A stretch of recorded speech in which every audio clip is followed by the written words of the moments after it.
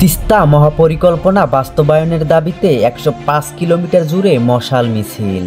তিস্তা নদী পুনরুজ্জীবন ও তিস্তা মহাপরিকল্পনা বাস্তবায়নের দাবিতে রংপুর বিভাগের লালমনিরহাট জেলাসহ বিভিন্ন জেলায় বিএনপির উদ্যোগে বিশাল মশাল মিছিল অনুষ্ঠিত করা হয়েছে গতকালকে।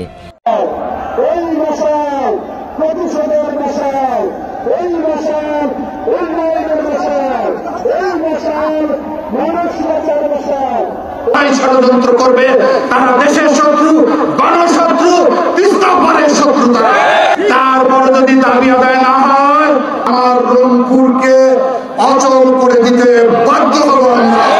হাজারো মানুষ হাতে মশাল নিয়ে স্লোগান দেন তিস্তা বাঁচাও, উত্তরবঙ্গ বাঁচাও।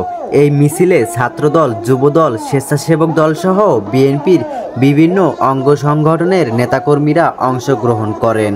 বক্তারা বলেন, তিস্তা নদী শুধু একটি নদী নয়, এটি উত্তরবঙ্গের মানুষের জীবন ও জীবিকার প্রতীক। সরকার দ্রুত তিস্তা পরিকল্পনা বাস্তবায়ন না করলে উত্তরাঞ্চলে কৃষি, মৎস্য ও জনজীবন আরও সংকটে পড়বে।